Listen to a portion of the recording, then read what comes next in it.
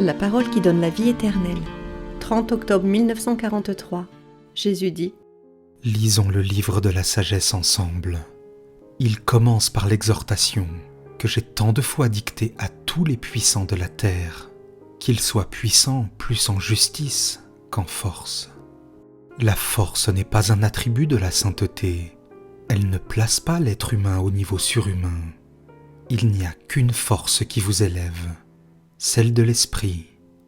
Mais elle est à l'opposé de la force que vous aimez et admirez, comme si c'était une grande chose. Vous aimez la violence, l'arrogance, la férocité, et vous appelez ce trinôme la force que vous vénérez par crainte, comme le fauve enchaîné craint l'empire du dompteur. Mais prenez garde, cette force est commune aux brutes, force uniquement de chair et de sang. Elle vous fait commettre des actes de chair et de sang. Elle est donc rarement synonyme de justice. Je l'ai dit et je le répète, vous les puissants ne l'êtes qu'aussi longtemps que je le permets, et pas plus. Qu'est-ce donc que ce fouet que vous agitez sur ceux qui n'ont pas d'autorité spécifique ? Dépouillés du rôle dont vous avez hérité si vous êtes des rois, ou que vous avez obtenu par chance ou par ruse si vous êtes des dignitaires, des ministres, des chefs de province ou de village, des directeurs d'instituts, d'usines, de bureaux, de couvents. En quoi êtes-vous différent des autres ? En rien.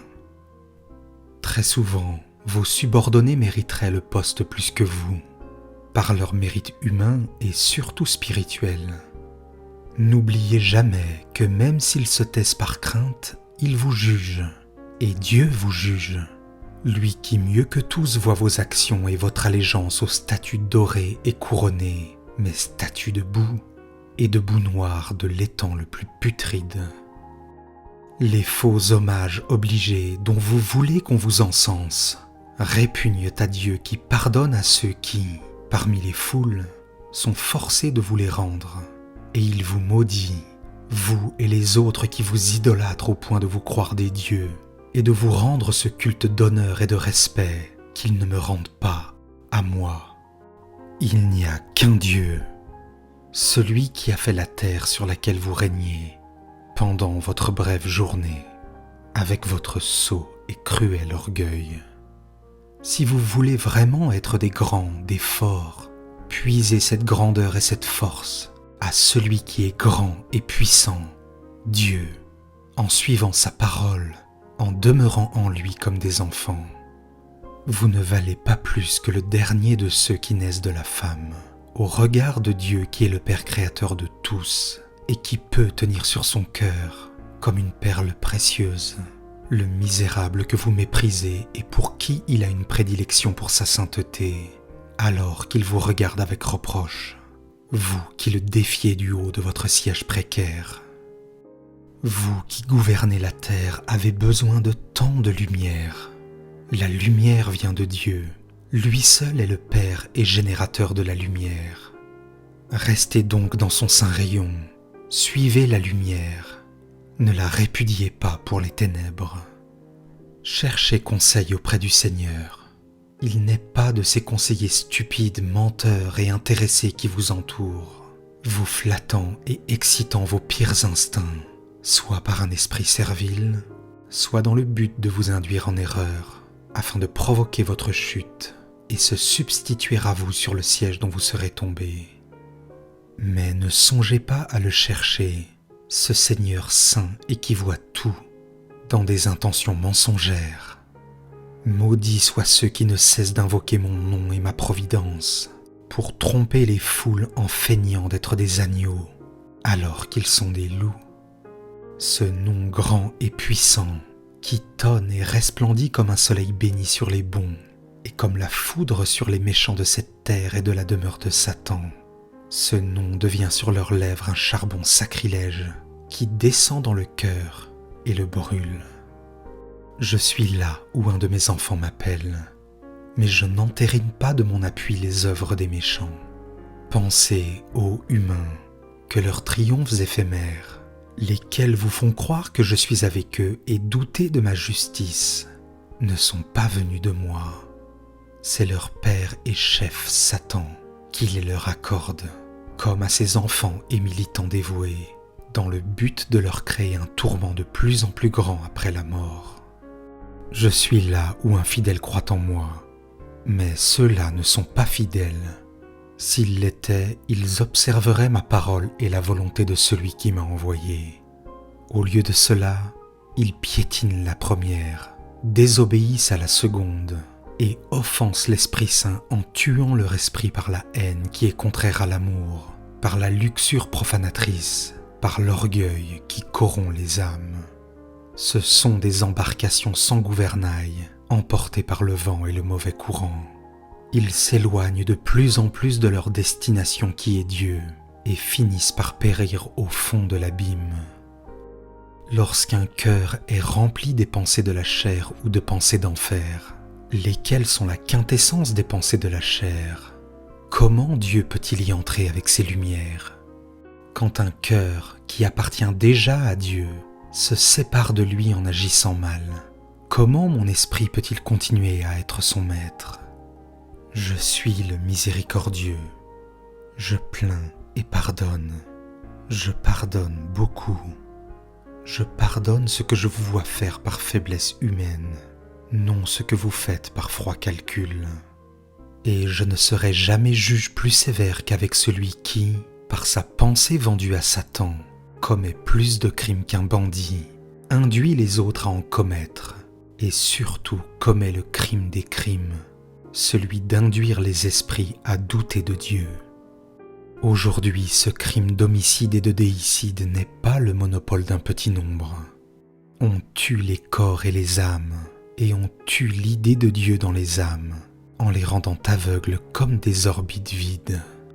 Les foules ne s'en rendent compte que trop tard, mais moi, je vois au moment où vous pensez et agissez, et vous tous, les impies de la chair et de l'esprit, vous serez jugés très sévèrement.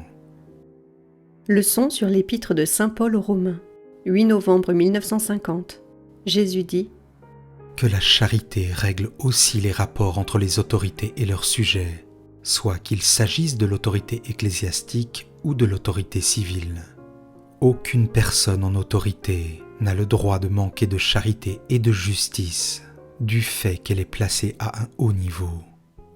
Dieu, car c'est toujours Dieu qui permet que le pouvoir soit donné à l'un ou à l'autre, ne place personne en autorité pour qu'il devienne le tourment des autres, mais pour éprouver la justice et la charité, et pour punir ceux qui ne les pratiquent pas en croyant sottement avoir été exemptés de telles obligations, du fait qu'ils ont été placés en haut.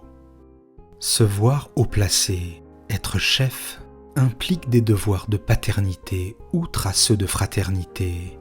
Les chefs qui manquent à ces devoirs sont jugés sévèrement par Dieu, qui les tient pour responsables, non seulement de leur manque de charité et de justice, mais aussi des réactions que leurs fautes provoquent chez leurs sujets.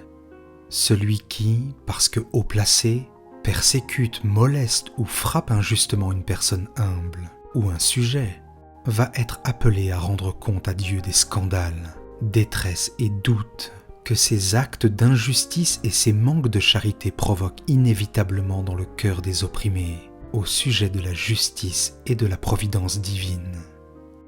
Dieu ne punit pas et ne punira pas celui que des hommes en autorité punissent injustement. Même si l'opprimé a des réactions qui s'expliquent, Dieu ne le punira pas, mais il sera inexorable envers celui qui, par ses actions tyranniques, aura violé l'esprit des humbles et éveillé en eux le doute, la rébellion et le reste. Il les punira parce que ces gens en autorité auront frappé Dieu. Oui, Dieu, car c'est Dieu qui risque d'être privé d'un fils ou qui se voit mis en doute par un fils à cause des mauvaises actions des puissants. En effet, celui qui est frappé, que pense-t-il ? Il se dit : pourquoi Dieu qui est tout-puissant ne fait rien ? Alors ce n'est pas vrai que la prière confiante obtient l'aide de Dieu. Les puissants qui frappent injustement leur sujet, savent-ils ce qu'ils font ? Ils frappent Dieu. Dieu souffre dans et avec celui qui souffre injustice. Dieu est frappé à chaque fois qu'on manque à la charité. La nature du rapport qui lie les sujets aux autorités, elle aussi doit se fonder sur la charité. Que les sujets s'abstiennent de juger les autorités, qu'ils laissent à Dieu ce jugement, qu'ils s'abstiennent aussi de toute rébellion, pour que les ordres ne soient pas en contradiction avec la religion et la morale de la collectivité, ni avec un ordre divin déjà préétabli et immuable. Dans ce cas, même s'il faut subir le martyre, sanglant ou non sanglant, il faut imiter le Christ, qui ne s'est pas plié aux volontés désordonnées du Sanhédrin et des pharisiens en général, ni à celles d'Hérode. À l'exemple du Baptiste qui a servi la justice, même s'il savait qu'en agissant ainsi, il aurait payé de sa vie. À l'exemple des apôtres Pierre et Jean devant le Sanhédrin, de Jacques et des innombrables martyrs de tous les temps, qui ont été soit dévorés ou brûlés, ou déchirés dans les cirques, ou brûlés sur le bûcher, comme s'ils avaient été hérétiques ou serviteurs du diable, pour avoir fait ce que Dieu leur avait dit de faire. Il faut savoir dire « Dieu seul doit être obéi » et « c'est Dieu qu'il faut servir en premier », comme les héros de Dieu ont su faire, de Pierre à Jeanne d'Arc. Savoir dire, dans le cas des persécutions non sanglantes, ce qu'ont dit Bernadette de Lourdes, Lucie de Fatima, ses petits cousins et beaucoup d'autres. Les puissants, s'ils ne commandent pas ce qui est contraire à Dieu, l'unique, vrai, éternel et parfait puissant, s'ils ne commandent pas des choses contraires à la religion et à la morale, doivent être obéis. Et de cela doit se souvenir quiconque, si haut placé qu'il soit, pour ne pas commettre beaucoup de péchés. Sauf les cas susmentionnés, il faut obéir aux puissants, le temps qu'ils sont des puissants, car d'un jour à l'autre, le tombeau ou une révolution populaire pourrait réduire à néant ou transformer en pourriture le pouvoir dont ils sont si fiers, fiers au point de s'en servir comme d'un instrument de torture contre les petits. Mais à part ces cas-là, chaque fois que des personnes en autorité donnent des ordres licites, elles font connaître les ordres que Dieu, en tout premier lieu, a enseignés aux hommes pour leur bien. La loi humaine ne punit-elle pas ceux qui déjà tombent sous le coup de la loi divine ? Par conséquent, pour éviter la punition de Dieu et celle des hommes, pour vivre dans la justice et la charité comme doivent vivre les fils de Dieu, qui veulent être et se maintenir vraiment tels, il faut ne pas faire le mal, aucun mal, ni celui qui se tourne vers Dieu, ni celui qui se tourne vers les hommes. Il faut respecter la loi de la charité et ne pas désobéir à la voix de la conscience, celle que Dieu a placée en chaque homme pour qu'il ait un guide vers le bien. De cette façon, en respectant la loi de la charité, de la justice et de la conscience, mais par-dessus tout en ne manquant en aucune manière à celle de la charité, vous donnerez un culte raisonnable à Dieu et vous atteindrez la perfection dans l'observance de la loi, parce que l'accomplissement de la loi, c'est l'amour, et celui qui vit dans l'amour ne tombe pas dans la concupiscence de la chair, dans celle de l'intelligence ou dans celle de l'esprit. Il reste dans la lumière, en Dieu. Il s'identifie au Christ et avec lui, il partagera son royaume.